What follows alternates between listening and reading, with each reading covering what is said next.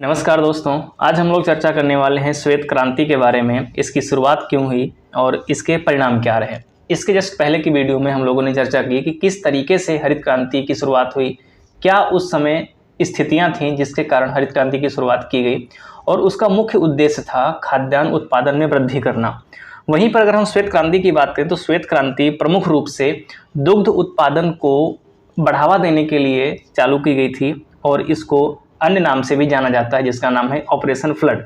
यहाँ तक कि जो क्वेश्चन आता है श्वेत क्रांति ना आकर के ऑपरेशन फ्लड के बारे में पूछते हैं, इसकी समय तिथि पूछ लेंगे, इसका जो लीड किए थे यानी किसके द्वारा शुरू की थी वो पूछ लेंगे। तो हम लोग इसको बारी बारी से चर्चा करने वाले हैं।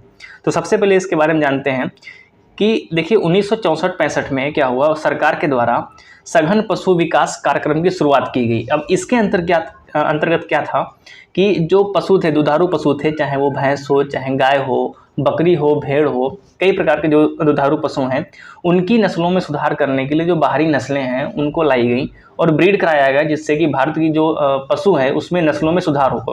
अब नस्ल में सुधार होगा, अच्छे से वो दूध देंगी और जिसके कारण क्या होगा, जो दुग्ध उत्पादन है उसमें हम लोग आत्मनिर्भर बन सकते हैं। ये जो कार्यक्रम था सघन पशु विकास कार्यक्रम, इसमें बहुत ही अपार सफलता मिली, जिसके कारण क्या हुआ 1970 में इसी को ऑपरेशन फ्लड के नाम से जाना गया। ठीक है, अब इसमें हम आगे देखने की कोशिश करते हैं कि क्रांति का नाम क्या हुआ, कि श्वेत क्रांति, दुग्ध क्रांति या सफ़ेद क्रांति, ये जो है इसको बोल दिया गया। साथ में इसका एक अन्य नाम जोड़ दिया गया, ऑपरेशन फ्लड। क्यों? क्योंकि दूध का इतना उत्पादन होने लगा कि गली कुच्चों में भी दूध एक तरीके से बोल सकते हो, वहाँ लोग घूमने लगे दूध बेचने के लिए। साथ में इस क्रांति के जनक के रूप में वर्गीज कुरियन को जाना जाता है, जो कई सारी परीक्षाओं में पूछा गया है। वहीं पर आपने देखा होगा जो हरित क्रांति थी वो भारत में MS स्वामीनाथन के द्वारा, और वहीं पर विश्व स्तर पे जो नॉर्मन बोरलॉग थे, जो प्रथम कृषि शास्त्री थे जिनको नोबेल पुरस्कार से नवाजा गया था।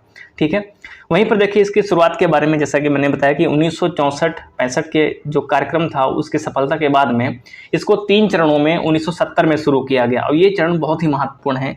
हो सकता है आपसे पूछ दे कि जो ऑपरेशन फ्लड या श्वेत क्रांति का प्रथम चरण कब शुरू किया गया, या द्वितीय चरण कब शुरू किया, या आपका तृतीय चरण कब शुरू किया, ये समय तिथि पूछ सकता है। ठीक है, तो जो पहला चरण था वो 1970 से 80 के दौरान था। वहीं पर अगर हम दूसरे चरण की बात करें, अगर देखिए यहाँ पे अगर एक रोड देखने की कोशिश करें तो 1970 से 78 के बीच में था।